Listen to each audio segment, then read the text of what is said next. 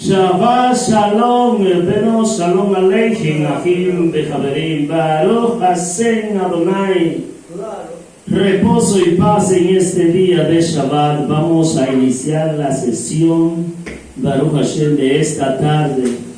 Baruch Hashem Adonai, Baruch Hashem, con la historia del Sefer de los Macabeos. Baruch Hashem Adonai, de los Macabeos, que son historia, que en verdad no sé por qué lo sacaron de los libros canónicos. Baruch Hashem, porque estos libros son sumamente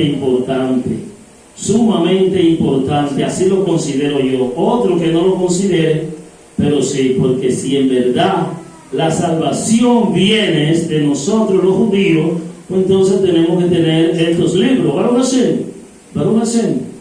Así. Esos libros, Víctor, no se insertaron en el canon de los 66, no se insertaron por conveniencia del papado. Bueno. Por conveniencia del papado. Sí. No es que no sean vivencias. Baruch Hashem. Los rabinos y los talmidistas lo aprueban como vivencias legítimas del pueblo. Baruch Hashem.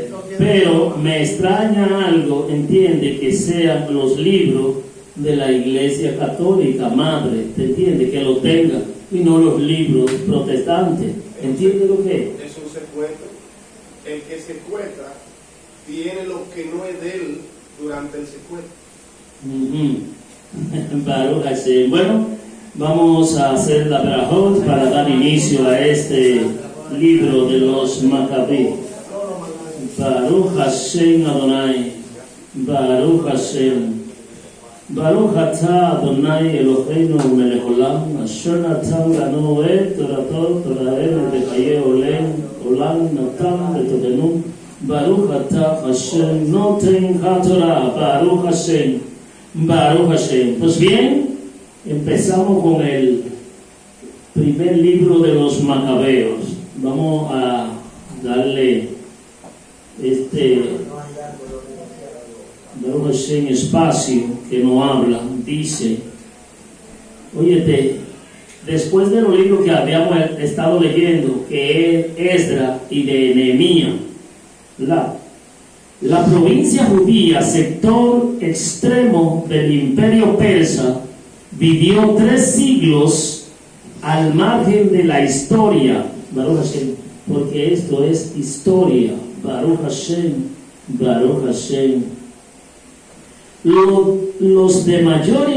de mayor iniciativa se dedicaron al comercio y salieron de su país para establecerse en todos los centros urbanos, o sea,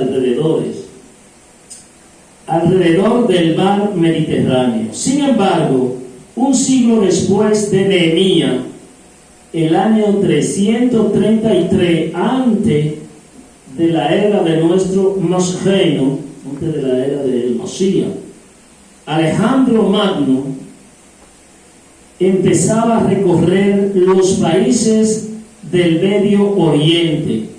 Fíjate, ese fue un muchachón, guerrero, un muchachón fuerte, que llegó a dominar todo eso. Baruch Hashem.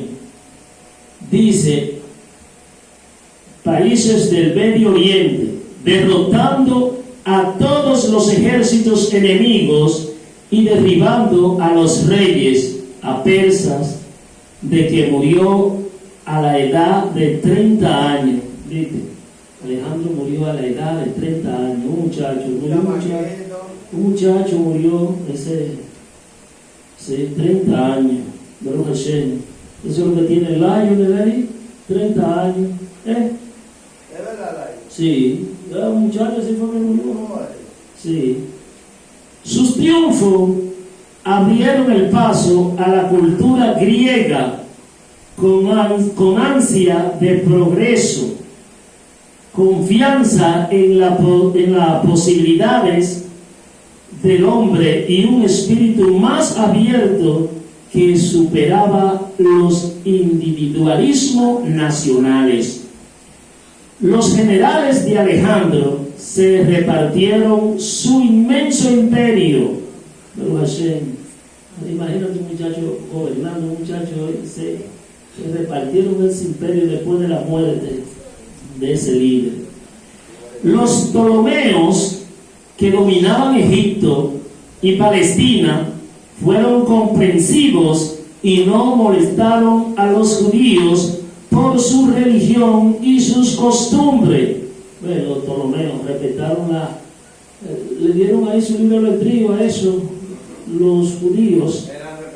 Sí. En cambio, cuando en el año 197 los antíocos de Siria vencieron a los egipcios y le quitaron Palestina, pretendieron imponer a la fuerza su religión a los judíos. ¿Ves?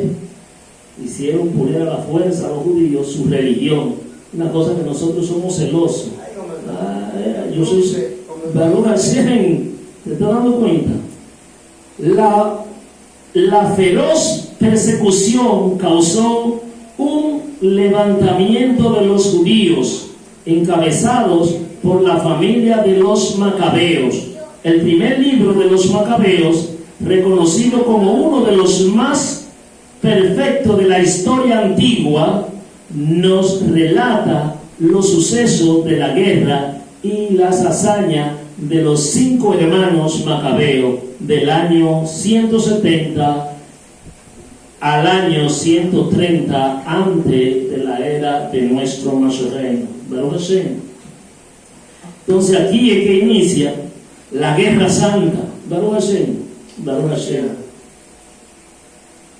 En la liberación. El libro de los Macabeos nos muestra un pueblo que quiere vivir y considera su fe más preciosa que la existencia. ¿Vieron eso? Consideran su fe más preciosa que la existencia.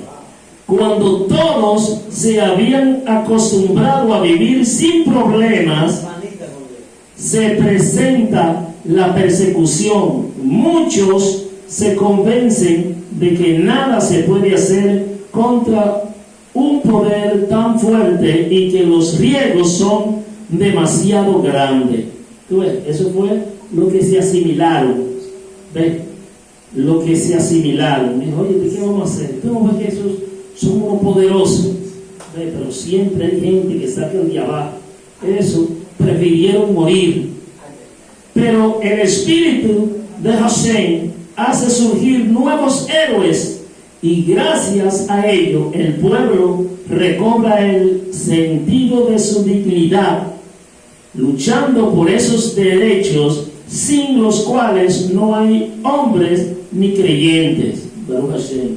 El pueblo judío se encontró solo frente a sus opresores y sus aliados romanos le ayudaron muy poco. ¿Ves? Los aliados romanos, ellos hacían, ¿entiendes?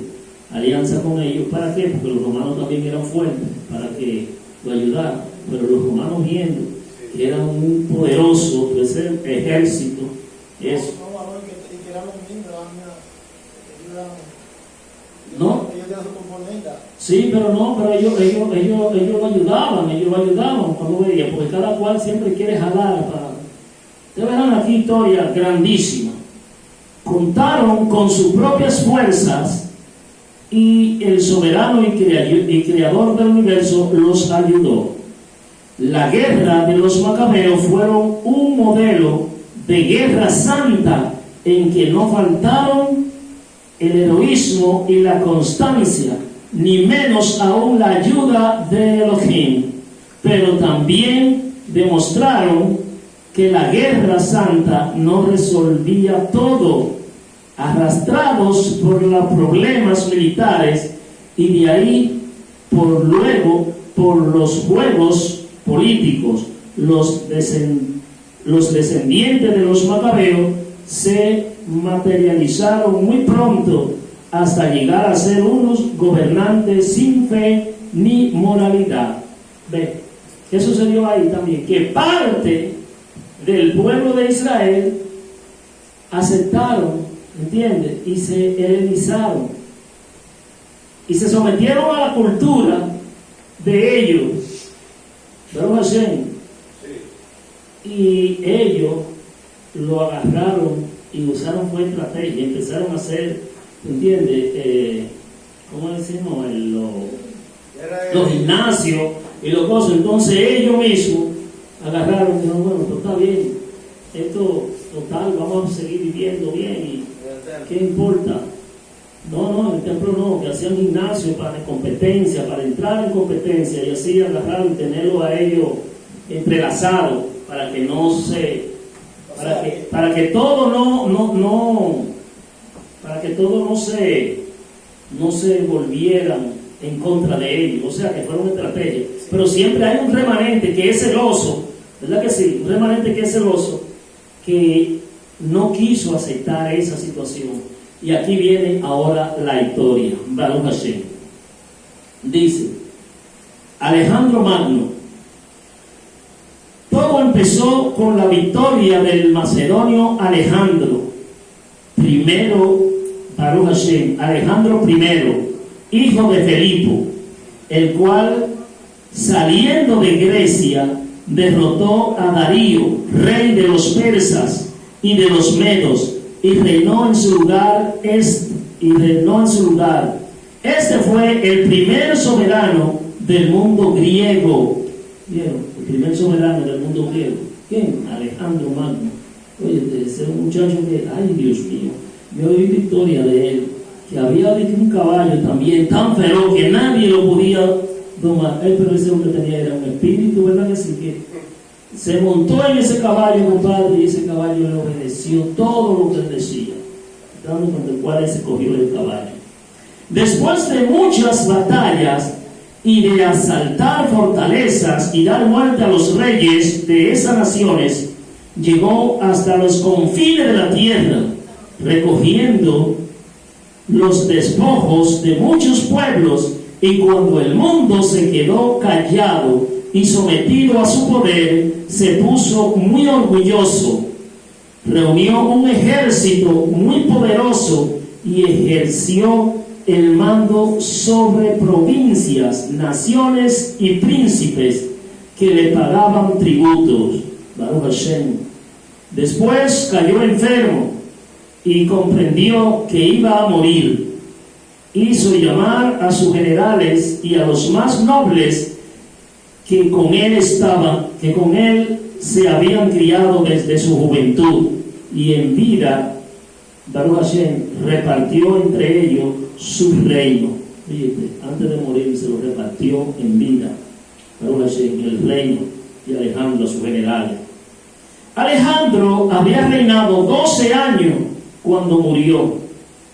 Baruch Hashem, esos fueron los primeros 12 años de Baruch Hashem.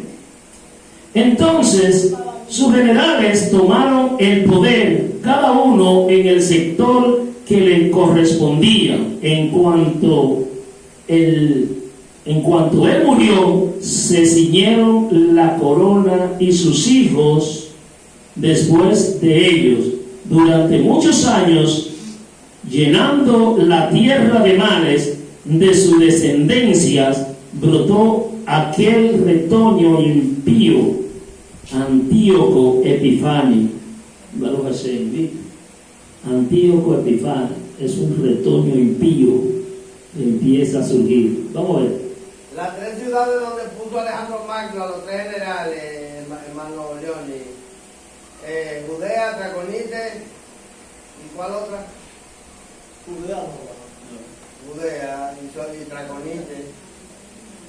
Puso en Egipto. Y Egipto. Puso en el Mediterráneo. Puso en Grecia y en la otra no me acuerdo. Ya, pues fueron tres generales. Cuatro.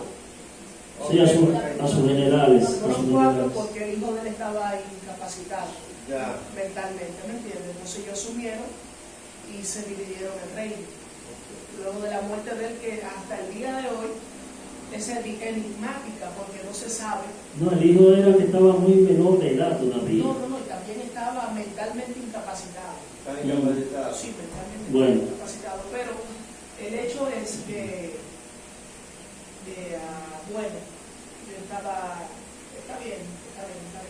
Aquí vamos a ir, exacto, aquí vamos a ir desarrollando, porque esto lo va diciendo todo. Una versión de la historia de Alejandro Magno dice que era homosexual. No, lo que sucede, no, Yo esa historia no ellos no eran tengo.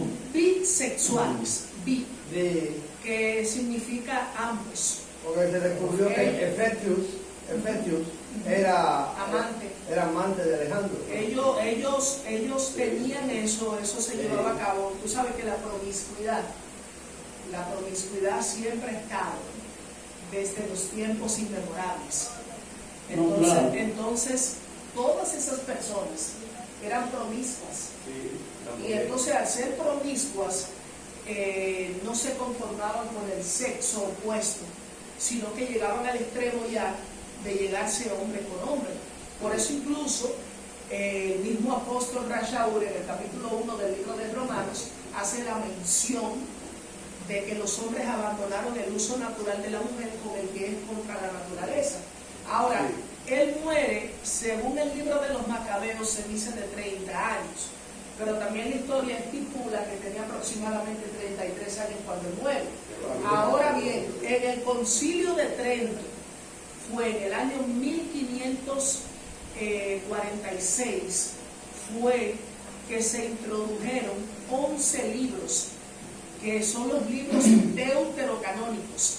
La Reforma Protestante fue precursora de eso, porque la Reforma Protestante, el 31 de octubre, como todos sabemos que en el mes de octubre viene la Reforma, del año 1517, cuando Martín Lutero, que ingresa a un monasterio en el año 1506, y luego viene con su reforma protestante en la catedral de Wittenberg, donde clava las 95 tesis. Sí, está bien, hace su versión de la Biblia en alemán, pero lo que sucede es que ellos, ese libro de Macabeos, lo ponen en el canon de ellos, que las Biblias protestantes le dicen libros deuterocanónicos, porque significa segundo canon. No, la palabra apócrifo, le llaman apócrifo y le llaman deuterocanónico. Y deuterocanónico le llamamos, por lo menos nosotros, lo que no están. Pero le llaman también deuterocanónicos, sí. Porque la palabra deuterocanónico significa segundo canon. Segundo canon. Ahora, todos los historiadores, hasta cristianos, que tienen bastante conocimiento, reconocen, entre ellos Alducin, que es cristiano, reconoce la validez del libro de los Macabeos públicamente. Oye, lo que pasa, ¿tú sabes cuáles son? Escúchame, ¿tú sabes cuáles son los que no lo reconocen? Los que no lo han escuchado y los que no lo han leído. Porque yo no había leído estos libros, y estos libros, ¿te estás dando cuenta? Digo, óyete, pero ¿por qué motivo no están estos libros en el canon? Ok, continuamos. Dice, no, está bien, exacto, porque vamos a darle énfasis a esto, eso, que aquí vamos a ir observando todo lo que nosotros desconocemos. Entonces, sus generales tomaron el poder, cada uno en el sector que le correspondía, en cuanto él murió. Se ciñeron la corona y sus hijos después de ello, durante muchos años, llenando la tierra de males de su descendencia, brotó aquel retoño impío, Antíoco Epifanes, hijo del rey Antíoco, que estuvo en Roma como rehén. Llegó a ser rey el año 137 y de la era de los griegos. Fue entonces cuando aparecieron en Israel unos rebeldes que lograron convencer a mucha gente. Les decían: pactemos con los pueblos que nos rodean, pues desde que nos separamos de ellos, hemos tenido que soportar muchos percances. Tal idea tuvo buena acogida y algunos acudieron decididamente al rey. Este lo autorizó para que adoptaran las costumbres de los pueblos paganos. ¿Vieron? ¿Ven?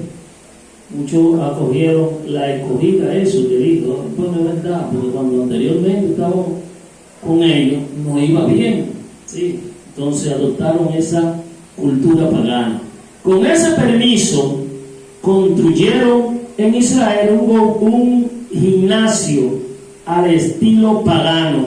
¿Ves? Construyeron, ahí viene el gimnasio. Se hicieron prepucio y regeneraron de la alianza santa para unirse a los paganos y pecar libremente, para que no lo confundieran. ¿Saben cuando se hicieron prepucio? ¿Saben cómo fue que se hicieron prepucio? No fue que por lo menos agarraron y se pusieron, sino que como ya estaban circuncidados, en los gimnasios se combatía y se participaba en cuero, y para que no lo señalaran que eran, ¿tú entiendes?, judíos, entonces ellos lo que hacían era la misma operación, pero entonces poniéndose parte de entonces se agarraban y se cosían eso para taparse la circuncisión, para taparse la circuncisión. Sí, porque se necesitaban desnudos. Sí, desnudos. Antíoco saquea a Jerusalén. Vamos a ver ahora. Y dice así: cuando Antíoco se sintió seguro de su poder, Baruch Hashem, proyectó apoderarse también de Egipto para reinar en las dos naciones. Baruch Hashem, ¿viste qué ambición? Entró en Egipto con un poderoso ejército, con carros de guerra, elefantes, caballos y una gran armada. Atacó a Ptolomeo, rey de Egipto. Ptolomeo era rey de Egipto, que se retiró ante él y fue derrotado, muriendo muchos de los suyos. Se apoderó de las ciudades fuertes de Egipto y recogió los despojos del país. El año 143, Antíoco volvió después de haber derrotado a Egipto y, pasando por Israel, subió a Jerusalén con un poderoso ejército. Baruch Hashem. Entró con insolencia en el santuario y se llevó el altar de oro. Baruch Hashem. El